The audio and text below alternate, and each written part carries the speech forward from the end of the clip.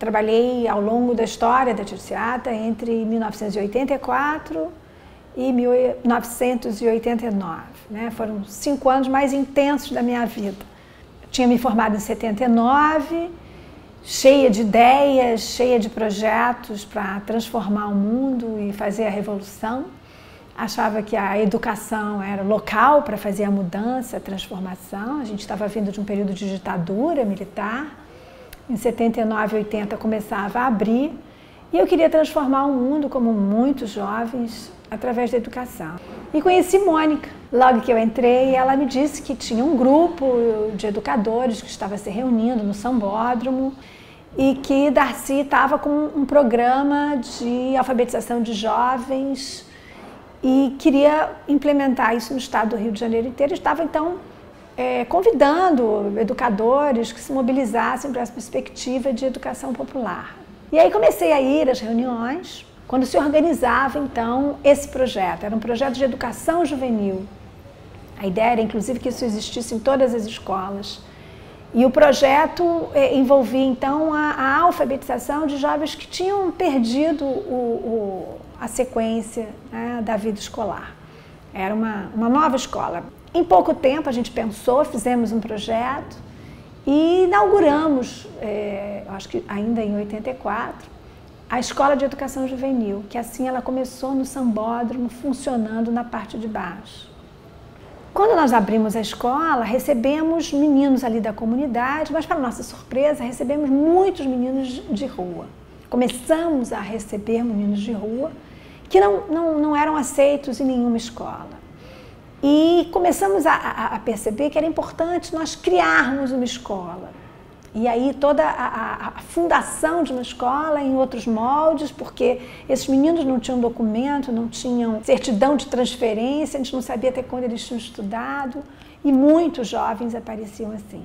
Eu saí há pouco tempo da faculdade cheia de teoria, sobre cultura popular, educação popular, jovens negros, resistência, a luta dos negros contra o racismo. Então eu tinha uma série de ideias de transformar o currículo de história, mas pela primeira vez eu estava lidando, eu e todos nós, com crianças na verdade não, eram jovens que pouco tinham ido à escola. Alguns tinham frequentado um pouco mais, outros menos, mas a maior parte tinha uma experiência de fracasso dentro da escola. E esse foi muito impactante para a gente não conseguia, com os instrumentos tradicionais de ensino, senta na carteira, olha para o quadro negro, fazer com que eles se interessassem, com que eles se envolvessem por uma proposta da escola. No fundo, eles tinham uma relação péssima com a escola, é uma experiência de fracasso, então eles não acreditavam que aquilo pudesse mudar a vida deles, ou que aquela escola seria diferente. Por que aquela escola seria diferente? Ninguém tinha um livrinho descrito de como fazer, mas a gente tinha uma vontade de se comprometer muito grande. Eu acho que isso que criou entre nós uma afinidade e uma possibilidade de trabalhar juntos, apesar de brigarmos o tempo inteiro. Mas brigava porque a escola era um conflito constante e ninguém tinha a fórmula do sucesso, né? Os meninos estavam sempre ameaçando a gente, sempre querendo saber se nós realmente iríamos ficar ali, se nós realmente gostávamos dele ou estávamos comprometidos. Então eles faziam muita confusão acho que a sensação que eu tenho é quase que para confirmar, olha, essa escola não vai existir, nós vamos embora, vocês vão nos expulsar dessa escola. Era mais ou menos senso comum de que esses meninos não tinham sido bem nutridos, então eles não eram inteligentes, não iam conseguir seguir a escola porque faltava alguma coisa. A gente acreditava que era possível que eles se educassem. A gente desconfiava que a subnutrição não era algo que impossibilitasse eles a pensar ou a construir ou a mudar a sua própria vida. A gente também sabia que eles eram meninos portadores de uma cultura popular das ruas do Rio de Janeiro, eles eram herdeiros de uma próspera cultura popular que nunca teve oportunidade, quer dizer, esses portadores dessa cultura popular nunca tiveram chance de ir para a escola, mas que aprenderam na rua, Aprenderam a pegar um ônibus, aprenderam até a ler, aprenderam a somar, a contar.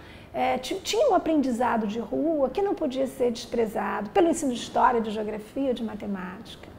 E se eles estavam chegando lá na escola é porque eles queriam alguma coisa. E a gente tinha que se preparar para ver essa troca. Eles eram muito diferentes, eles eram sujos, eles eram cheios de sarnas, eles tinham problemas de doença de pele, eles não dormiam na rua.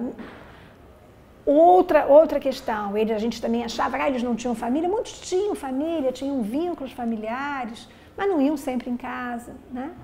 Então era um desafio pessoal, do contato, e eles também o tempo inteiro tentavam nos desafiar, como que você não gosta de mim, né? Eu sou preto, sujo.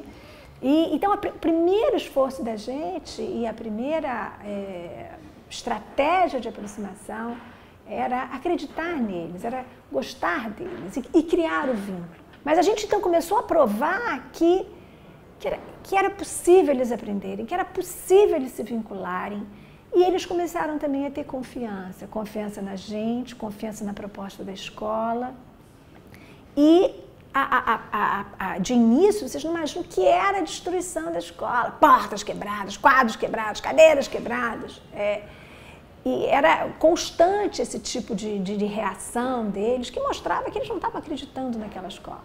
Aos poucos, a gente foi construindo esses elos com um grupo grande de alunos.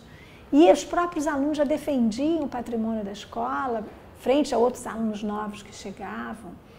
E eles começaram a acreditar que eles podiam ser respeitados, mesmo sendo sujos, pretos e pobres. O nosso objetivo, o meu especialmente, era tentar conectar esses meninos com algum tipo de instituição, em algum lugar em que eles pudessem ser aceitos como eles eram, mas que eles também topassem algum tipo de transformação. E a transformação era se alfabetizar. Era aprender a ler e a contar, que era o que o Darcy dizia, a verdadeira alfabetização é aprender a ler e a escrever. E essa conexão, deles se ligarem à escola, acreditarem que aquilo podia mudar, nem que seja pouquinho a vida, e poderia fazer toda a diferença, como fez para muitos deles, poucos, né? Mas alguns conseguiram, com aquele pouco que a escola oferecia, ter uma outra perspectiva de vida. Pena que não deu para a gente atender a todo mundo que a gente queria atender. Até porque muitos morreram, quando a escola acaba, a violência da cidade do Rio de Janeiro sempre continuou. E aonde esses meninos poderiam encontrar algum canal de comunicação ou de ligação com essa sociedade maior. Então, foi uma pena a gente não ter conseguido continuar.